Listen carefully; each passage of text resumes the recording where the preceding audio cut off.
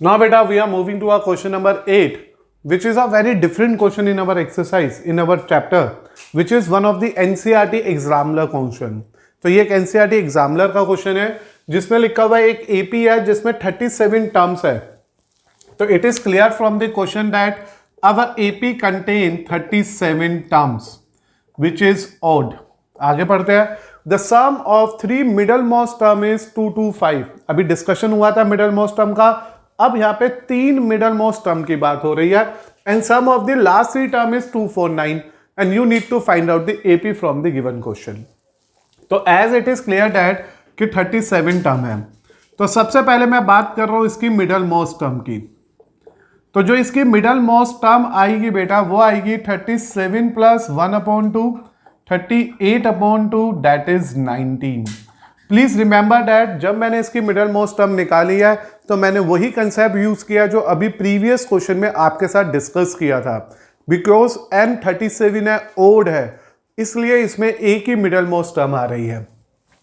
अगर आप ध्यान से देखो first term, second term, third term और in the end we have 37 term, 36 term. And the rule says that कि जो इसकी 19 टर्म है ना that is the middle most one. तो ये हो गई इसकी middle most. Is this okay? तो when you have an AP having 37 terms तो उसकी मिडल मोस्ट टर्म 19 आ गई. But here we have a concern for 3 middle most terms. हम एक टर्म की बात नहीं कर रहे, 3 की कर रहे हैं. तो वो 3 मिडल मोस्ट टर्म कौन सी होगी? एक इससे पीछे वाली ले लेंगे, एक इससे आगे वाली. तो these 3 are consider as its middle most term. तो अकॉर्डिंग टू इंफॉर्मेशन 18, 19 और 20 ये जो 3 मिडल मोस्ट टर्म का सम है वो 225 है. मुझे उम्मीद है आप बताई गई इंफॉर्मेशन को इजीली क्लियर कर गए. 37 नंबर ऑफ टर्म्स थी, 37 नंबर्स एपी में लगे हुए थे जिसकी सबसे बीच वाली टर्म 19 आई. और अगर मुझे 3 मिडल मोस्ट टर्म चाहिए तो वो 3 मिडल मोस्ट टर्म 19 से एक आगे वाली और एक पीछे वाली इंक्लूड कर लेना, तो they become 3 middle most term. अब 18 का फॉर्मूला a प्लस 17d, इसका a प्लस 18d, इसका a प्लस 19d. किस किस की बात हुई? 18 term, 19 term, 20 term.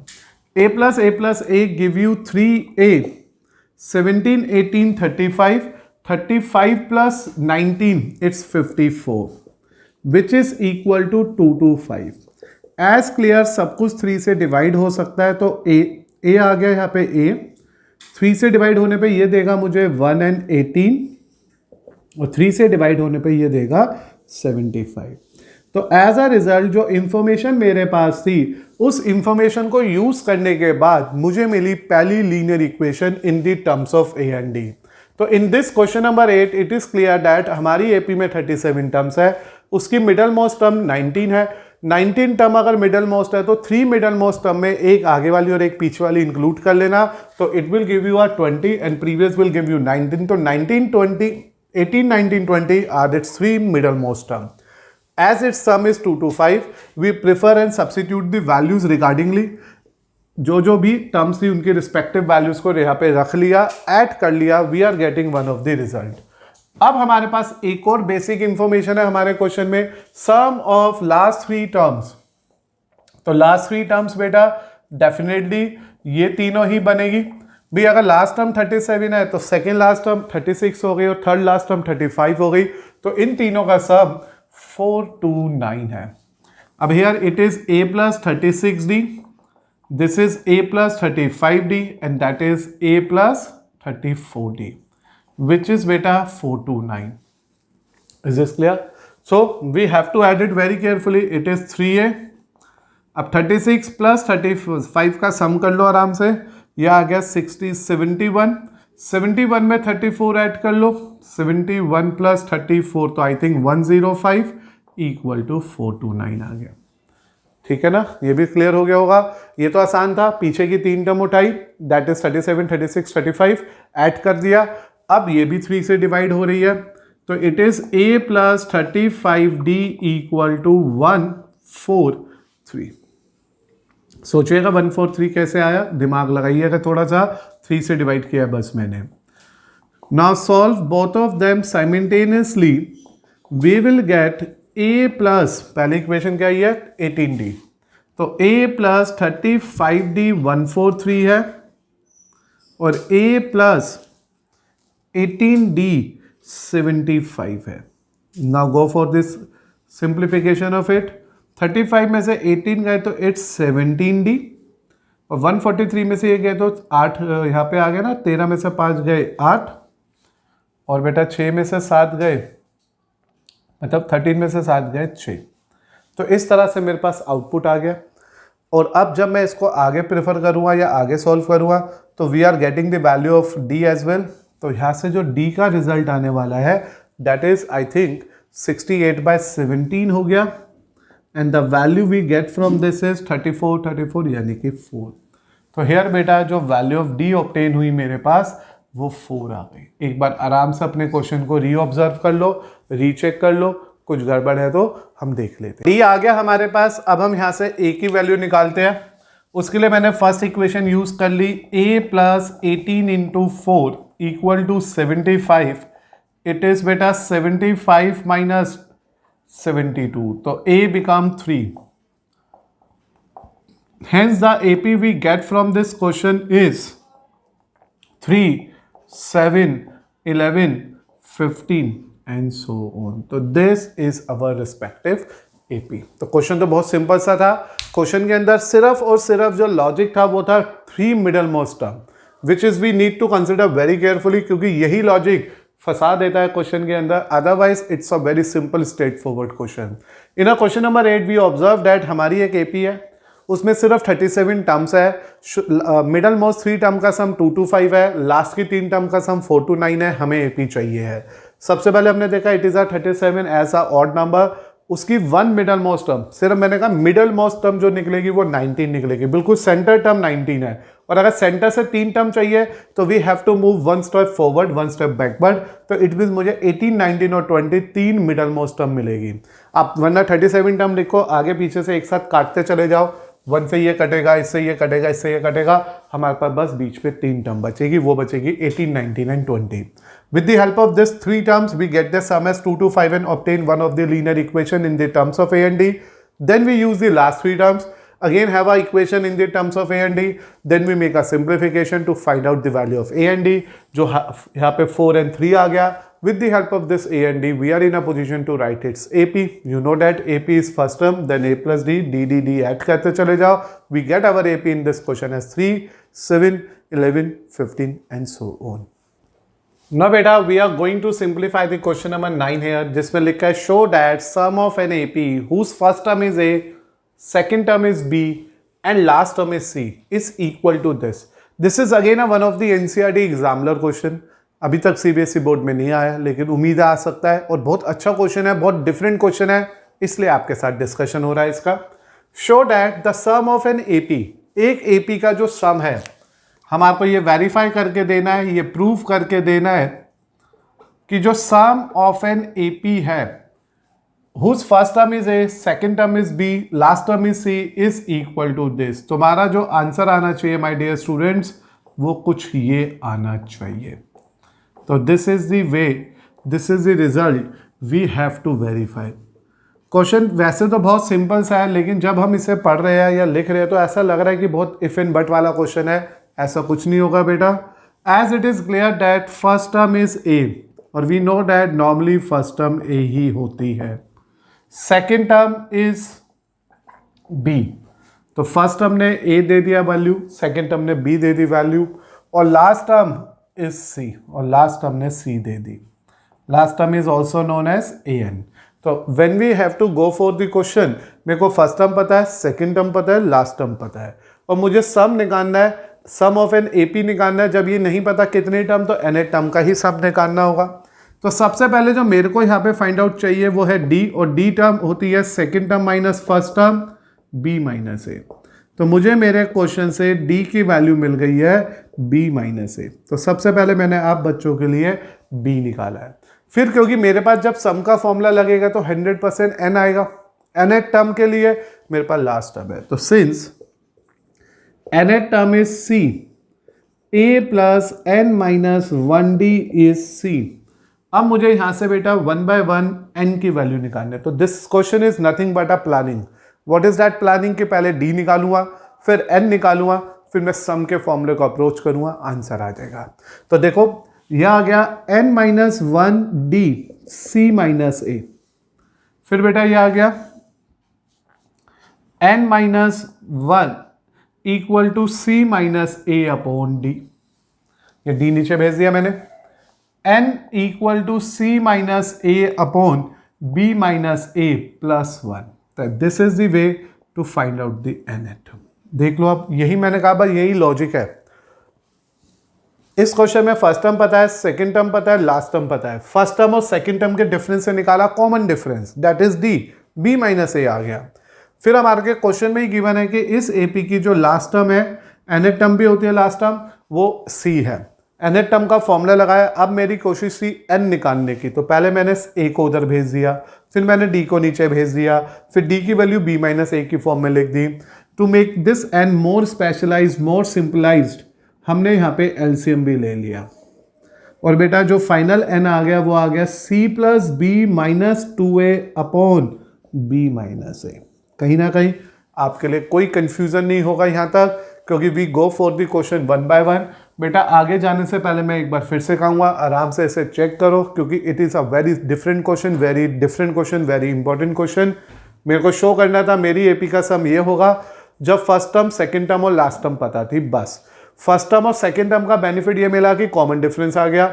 Last term से ये बेनिफिट मिला कि हमने n की वैल्यू निकाल ली। यहाँ से शिफ्टिंग सीखनी है बस आपको। a उधर शिफ्ट किया, यह आ गया, d नीचे शिफ्ट किया, ये टर्म आ गई, d की जगह पे b माइनस ए प्लेस कर दिया, फिर एलसीएम ले लिया और एज अ रिजल्ट n आ गया। Now we have to get the value of its sum, और हमें पता है Sn के नंबर ऑफ फॉर्मुलेस है, और मैंने यहाँ पे अप्लाई करा वो फॉर्मूला जिसमें मुझे फर्स्ट टर्म और लास्ट टर्म दोनों पता है। तो as we all know the sum of AP can also be calculated with the help of this particular formula, and but this formula is applicable in only that cases जहाँ पे आपको number of terms पता हो, first term पता हो, last term पता हो। first term मुझे पता है, last term मुझे पता है, number of term मुझे पता है। तो it means we are in a position to apply this particular formula for this particular question to prove that value जो मुझे यहाँ verify करनी है।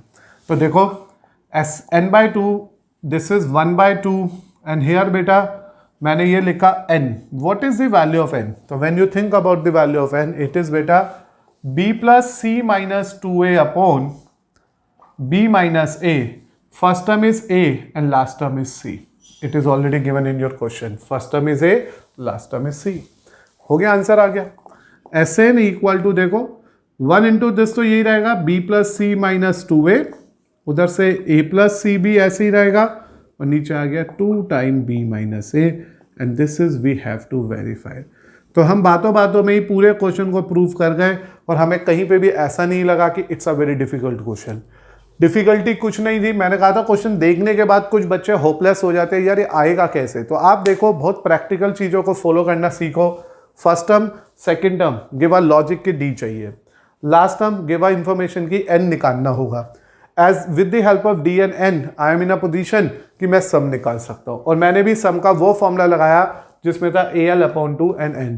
मेरे को फॉर्मूला पहले स्टेप में ये स्ट्राइक कर गया था, लेकिन फिर भी मेरे पास n नहीं था और मेरी फाइट थी n की, और n की फाइट थी तो मुझे an टर्म चाहिए था, an टर्म की फाइट थी तो मुझे d चाहिए था। दैट इज वाई पहले d निकाला, फिर n निकाला, फिर वैल्यू को इसमें सब्सिट्यूट किया। In the end we get our answer. Half को बाहर रखा, n की जगह पे ये पूरी वैल्यू रिप्लेस कर दी, a और l को सीधा a और c से रिप्लेस कर दिया, सिंप्लीफाई किया, we get that proving result जो मुझे इस क्वेश्चन में आप सबके लिए वेरीफाई करना था। नाउ बेटा we are going to simplify the question number 10 of this particular lecture, जिसमें मैं CBSE 2014 का एक क्वेश्चन रख दिया आपके सामने। In an AP of 50 terms the sum of first 10 term is 210। तो देखो it is clear from the question that मेरे पास जो AP है उसमें 50 टर्म्स है, first term, second term, third term, and it is going up to 50 terms. फिर आगे बोला हुआ है शुरू की 10 टर्म का सम 210 है। तो पहले भी हम इसी को सॉल्व कर लेते हैं। उससे भी पहले बेटा हम लोग क्या करेंगे इसमें, क्योंकि AP नहीं पता तो मैंने माना let first term be A and common difference be D। Please आप भी ये एक नेचर बना लो अपने क्वेश्चन के अंदर। जब भी आपको एपी के क्वेश्चन को करना है और उसकी फर्स्ट टर्म और कॉमन डिफरेंस के बारे में कोई ज़्यादा इंफॉर्मेशन नहीं है तो आप ए और डी मान लो। Now it is given that कि इस एपी की 10 टर्म का सम 210 है। Since we all know the formula for Sn term is n/2 2a plus n minus 1d, क्योंकि 10 टर्म में तो लास्ट टर्म नहीं पता मुझे, तो मैंने बेसिक फॉर्मूला लगा लिया। तो इट इज 10/2 2a plus 10 minus 1d equal to 210। इधर 0 से 0 यही कैंसिल कर दो। Half time 2a plus 9d equal to 21। तो 2a प्लस 9d का जो फाइनल रिजल्ट आ गया वो 42 आ गया। ये 42 आया बेटा, just shifting this 2 to another side. तो in this particular question, in a 10th number question, मेरे पास यहाँ पे एक एपी में 50 टर्म है जिसका अभी कोई रोल नहीं आया। फर्स्ट टर्म को ए और कॉमन डिफरेंस को डी मान लिया। शुरू की 10 टर्म का सम 210 है, तो मैंने शुरू की 10 टर्म का सम S10 का फॉर्मूला लगाया and we get one of the result, one of the connection between a and d. Now बेटा what we have to do here, now find this and this sum of its last 15 term. Now this is the main point in our question. अब हम लोग पीछे की last से 15 term की बात कर रहे हैं। हमें पता है ये फर्स्ट टर्म है, ये सेकेंड टर्म है, ऑल्दो ये थर्ड टर्म है, और यहां तक पहुंचते पहुंचते 50 आ गया, उससे पहले 49 आ गया, उससे पहले 48 आ गया। तो ऐसे करते करते मुझे पीछे से 15 टर्म चाहिए। अगर मैं ऐसे पीछे से 15 टर्म सोचूंगा तो मुझे टर्म शुरू करनी पड़ेगी 36 से। 36 टर्म 37 38 39 40 41 42 43 44 अप टू 50। तो these becomes last 15 terms. But बेटा अगर मैं ऐसे 36 से स्टार्ट करूं, 36 खोलूं, 37 खोलूं, तो इट्स मेक वेरी ट्रिकी, है ना, बहुत ज़्यादा मुश्किल होने वाली है उस सबको सॉल्व करने के लिए। तो what we need to do here, as we all know, ये पक्का हो चुका है कि अगर मैं लास्ट से कितनी टर्म की बात कर रहा हूं, 15 टर्म की बात कर रहा हूं, तो वो 15 टर्म स्टार्ट होने वाली है 35 के बाद और अप टू 50 तक।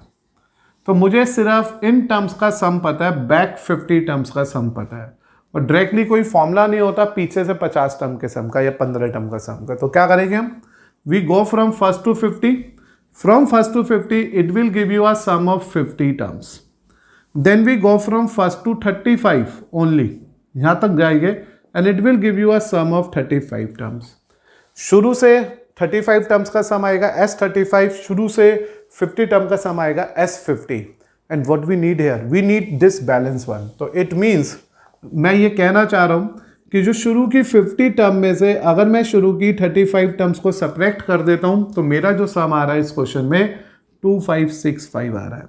And this is the logic you need to consider very carefully. एक बार बेटा बहुत आराम से और ध्यान से चीज़ों को समझो। और भी तरीका हो सकता है इस रिजल्ट तक पहुंचने के लिए, लेकिन वो सब लेंथी वे बनेंगे and this becomes quite simple way. क्या किया मैंने, दोबारा सुनना। हाँ, कुछ बच्चे ऐसा भी सोच सकते हैं यार 15 टर्म है, तो उस पर भी आऊँगा, चलो पहले आप इसको सीखो। पहले मैंने यहाँ तक तो ऑल क्लियर, बातें खत्म हो गई। ये 50 टर्म थी, A1 A2 A3 A4 up to 850 तक पहुंच गए। हमें चाहिए पीछे से 15 टर्म, तो पीछे की 15 टर्म गिनी तो 36 तक आएगी। 36 से लेके 50 तक 15 टर्म है, मुझे इनका सम चाहिए। इनका सम चाहिए तो मेरे पास जब भी कोई फॉर्मूला लगता है सम का वो फर्स्ट टर्म से लगता है, लेकिन यहाँ लग रहा है 36 टर्म से। तो it's give you a difficulty, it give you a problem कि कैसे सॉल्व करेंगे हम। तो हमने सोचना क्या है यहाँ पे, हमारे को सोचना क्या चाहिए कि पहले 1 से लेके 50 का सम निकाल लो, वो देगा S50। 1 से लेके 35 का सम निकाल लो, वो देगा S35, और इन दोनों को माइनस कर दो, क्योंकि शुरू से 50 टर्म में से शुरू की 15 टर्म अगर हम छोड़ दे, सब्ट्रैक्ट कर दे, तो आगे की 15 टर्म मिलेगी। तो ये हो गया 50/2 2a plus 49d, this is 35/2 2a plus what do you say about this 34d, it is 2565। तो मैंने कहा मैंने पहले 50 टर्म का सम निकाल लिया, फिर मैंने 35 टर्म का सम निकाल लिया, दोनों का डिफरेंस कर लिया।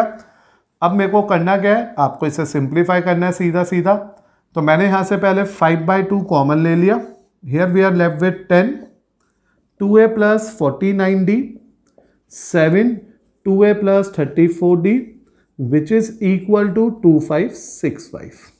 मैंने कहा अभी मैं आपको सेकेंड मेथड पे भी लाऊंगा, फिलहाल पहले आप इतने मेथड पे ध्यान दो। इस 5 से ये वाला 5 कैंसिल कर देते हैं, तो इट इज 5 1 3 आ गया, इट्स सिंप्लीफाइड देयर, और यहाँ पे आ गया हाफ।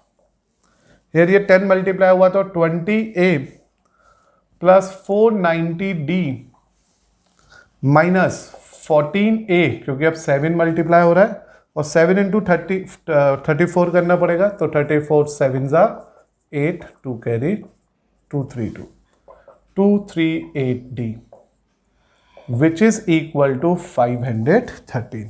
तो this is just a simplification of our question. यहाँ पे 20 में से ये गया तो 6 से आ गया, और 490 में से ये माइनस करते हैं हम लोग, तो इट इज लाइक 34 इंटू 7 किया था ना हमने, 34 इंटू 7, तो 28 2 आया। अब इसे इसमें से माइनस कर देते हैं, 490 माइनस 238 इट इज 2, 8 में से 5 गए, 3 गए 5 एंड हियर 2, तो इट इज 252 इक्वल टू 513, और हाफ तो है ही यहाँ पे, तो it is 3a 126d equal to 513। 3 से भी डिवाइड हो सकता है ये, तो a plus 42d equal to 171। तो इस तरह से बेटा मुझे मिल गया मेरे क्वेश्चन की सेकंड स्टेटमेंट। तो एक बार आराम से सेकंड स्टेटमेंट के लिए वर्क करते हैं। First statement is all clear, सबको समझ आ गया। सेकंड स्टेटमेंट के लिए हमारे को क्योंकि लास्ट की 15 टर्म दे रखी थी, तो here we go from first to 50, then we subtract first to 35, in the end we obtain the result, जो भी सम आया वो लास्ट की 15 टर्म का सम आया, then we make a simplification there and we get one of the new quadratic equation, one of the new linear equation like a previous one, and with the help of this part हम solve कर लेंगे। तो यहाँ पे करा क्या मैंने पहले 50/2 में से और 15/2 में से 5/2 कॉमन ले लिया, और यहाँ बचा 10 और यहाँ बचा 7, then we make a simplification and here we get that term. This is the one way. अब मैं आपको इसका ऑप्शनल तरीका सिखा रहा हूँ इक्वेशन 2 को बनाने का, शायद वो जल्दी समझ आ जाए। हमें पता है कि जो सम है लास्ट 15 टर्म का 36, 37 up to 50 is 2565। This is given to us only, कि जो शुरू की लास्ट की 15 टर्म है उनका सम 2565 है। अब यहां से जो प्रॉब्लम चल रही है वो ये चल रही है, कॉमन डिफरेंस तो डी है, तो इसमें मैंने टर्म ले लिया 15/2 2 इंटू ए और 15 माइनस 1 इंटू डी 2565। थोड़ा दिमाग लगाइएगा, मैंने माना यही मेरे क्वेश्चन की फर्स्ट टर्म है, क्योंकि मेरी एपी कहां से चली 36 टर्म से, तो 2 टाइम 36 टर्म और फिर आ गया 15 टोटल टर्म्स है ना, लास्ट की 15 टर्म 15 माइनस 1 और डी वही रहेगा, क्योंकि इन सबके बीच में कॉमन डिफरेंस डी है, हमने माना था initially common difference d. 15/2 2 time a plus 35d 14d 2565। तो देखो अभी यहीं से मैं इसे 5 पे कैंसिल कर देता हूँ, 5 पे ये आ गया, फिर से 5 1 3 और फिर 3 से भी कैंसिल कर देता हूँ, तो ये आ गया 171। हियर बेटा इट इज 2, ये आ गया 2a प्लस 70 84d। अब ये 2 अंदर शिफ्ट कर दो, देखो वही इंफॉर्मेशन आ गई, बहुत जल्दी से आ गई, ज़्यादा लॉजिक नहीं लगाना पड़ा। तो either you go with the help of first situation और you get the answer with second situation. देखो आपने देखा जब मैं S50 माइनस S35 कर रहा था, it's give you a very same answer, but it's take lots of time, बहुत सारी कैलकुलेशन हो गई, हमें कैलकुलेशन इवन करनी भी पड़ी वहां तक पहुंचने के लिए। लेकिन अगर आप थोड़ा सा लॉजिक लगा लो कि अगर मैं बात कर रहा हूं पीछे की 15 टर्म की, तो we are talking about 36 37 38 up to 50 term का सम जो 2565 है। अब इस एपी के लिए कॉमन डिफरेंस तो डी ही चल रहा है, लेकिन इस एपी स्टार्ट कहां से हो गई 36 से, तो इसकी फर्स्ट टर्म को 36 टर्म लिख दो। This is the logic you need to consider here. As a result, when you go for a simplification of this part also, there is a no change between this equation or this equation. So either you plan to get the value of that second equation with the help of second scene, with the help of first scene or second scene. Now beta we have two final equations. ठीक है, मैं यहाँ से थोड़ा सा रब कर देता हूँ, स्टार्टिंग तो आती है आपको। कौन सी दो फाइनल इक्वेशन आई है मेरे पास? फर्स्ट आई है मेरे पास, सॉल्व करना है मुझे फर्स्ट और सेकेंड को।